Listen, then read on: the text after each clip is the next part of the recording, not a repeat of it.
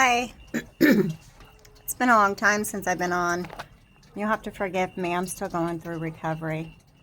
I've been trying to get over some of this surgery process, the pain and everything. And I know I look like a total mess, so you'll have to forgive me. But I wanted to come on and talk to you for just a few minutes. Something I hadn't thought about is that during the time of Jesus, Israel wasn't, it was, Jesus referenced it as Israel, and there were obviously, the disciples were all Jewish, but Israel, like the name, wasn't in the land. I mean, it was all under Roman rule. And I really hadn't thought about that. I hadn't thought about, which I guess we should, because in Acts 1:6, they're asking if he's going to restore the kingdom of Israel. But I hadn't thought that the land, wasn't necessarily called Israel during the time of Christ. And so the Israel that we see today hasn't been seen since the time of Solomon. I mean, we talk about it them being out of the land for 2,000 years, but it hasn't been seen since the time of Solomon. And it's very prophetic. I mean, even when Ezekiel and Daniel and Zechariah, and when they all wrote, they were all talking about a future Israel. These are things that, for me personally and definitively, they were all future. They were all speaking of today's Israel. They weren't fulfilled back then. A lot of people try to say, well, those have already been fulfilled. That's been fulfilled. But Israel hasn't been it hasn't been called Israel like it is today since the time of Solomon. And I don't know, I hadn't thought, it's very fascinating to me that they had already been scattered by the Assyrians. And so when Jesus says, go to all the lost sheep of the house of Israel first, I don't know. I think I was taking that to mean they're lost, in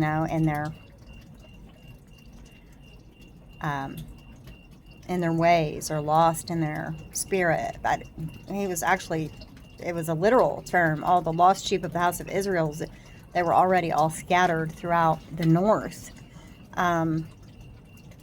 But I continue to learn and then continue to grow in the scriptures. I know I told you I was going to go do a Bible study the other day, but I'm not feeling good. I haven't been feeling very good. And so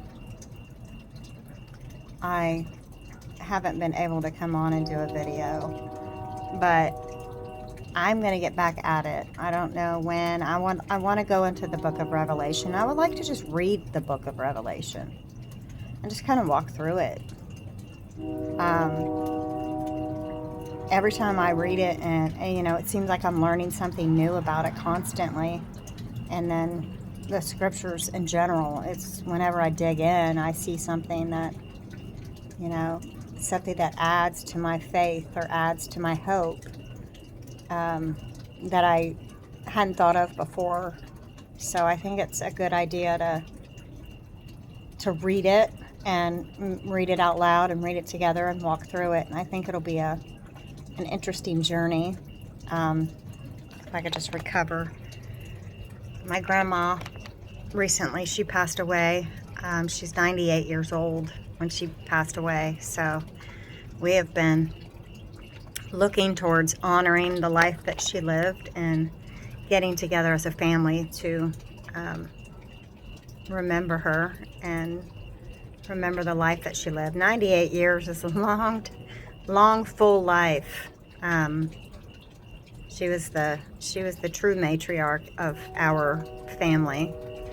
And then I have had surgery, so I haven't been able to do videos, but I'll get back at it. And you're just going to have to excuse my mess of a appearance tonight, because I'm just not feeling so good, and I can't hardly function, being in so much pain. But I'll get back to you guys probably within the next several days, and we'll get started. And I'm pretty sure I'm going to go into the book of Revelation, just read it.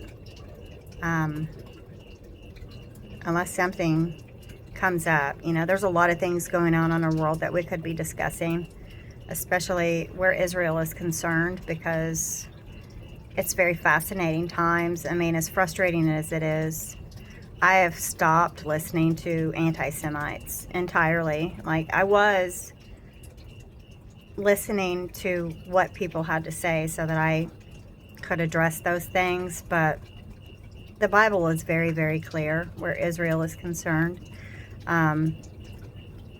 He's gonna, he said he would bring Israel back in unbelief,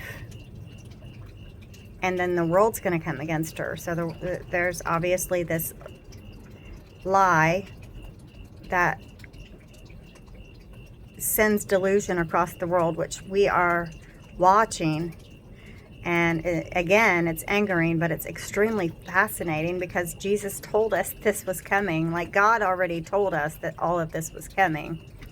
And, it starts out with all the chatter about Israel, but then the world is going to come against Israel, and God's going to be sanctified in her.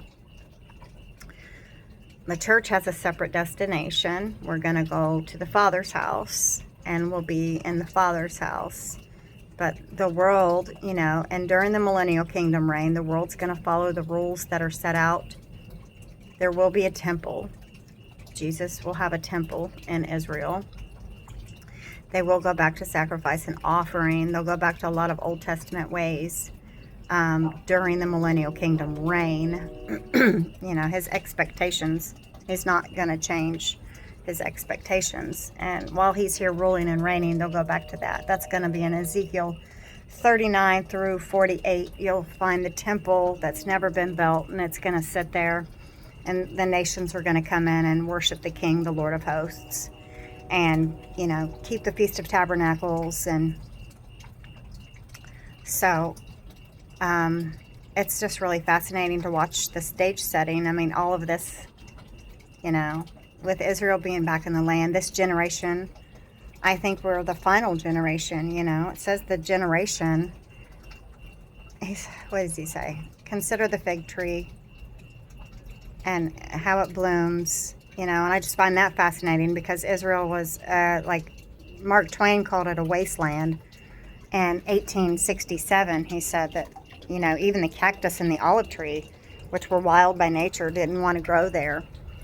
And so, the fig tree and all the trees that have bloomed over there, and Israel being back in her land, I think we're the final generation before we see the Lord come back, And I know a lot of people, my fellow rapture watchers, are looking towards September 23rd, and I don't know. I don't look towards dates. I think that I've been with the rapture watching community on YouTube for over a decade, and I've watched many times them set a date, and it comes and it goes. So I'm just constantly looking out at the world. I mean, you don't have to look too far to see Scripture out here walking around.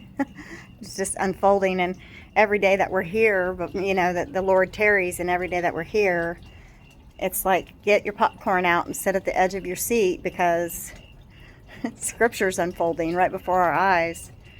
It's just really, really fascinating times that we live in. Angering, because we're seeing the falling away, and we're seeing the love of many wax cold, and we're seeing people constantly offended and hate one another, and all those little scriptures that you could read and say, well, this has been going on. Well, yeah, it's been going on a long time. I understand, but things are becoming a lot more literal. Like, people are literally offended by everything. People are literally hating one another. People are literally speaking hatred out towards Israel. I mean, these things are all very, very apparent. And I find it really interesting that Trump, like we have a president whose name is Trump, you know. When you talk about the last Trump, uh, which I don't know that there's a correlation there. Maybe the Lord just has a sense of humor, but it's very fascinating times that we live in. So if I can think of a topic, because there's so many topics running through my head constantly, and like I said, I've been just really struggling to function because of the surgery and the death in the family, and there's just been so much going on around me. If I can't come to a topic that I would like to discuss, I'll go straight directly into the book of Revelation and we'll just read through it. But if you have any suggestions or you would like to discuss something, anything Bible related, and especially as it pertains to the things that we're seeing in our world, just let me know and we'll go over it. But I will be back probably in a couple of days. We'll see. Maybe tomorrow, but it'll probably be a couple of days. I hate to put a date on it and then not show up. That's what I did the other day. But we'll see how I'm feeling. I hope you guys are having a blessed night, and y'all take care, and I'll see you next time. Good night.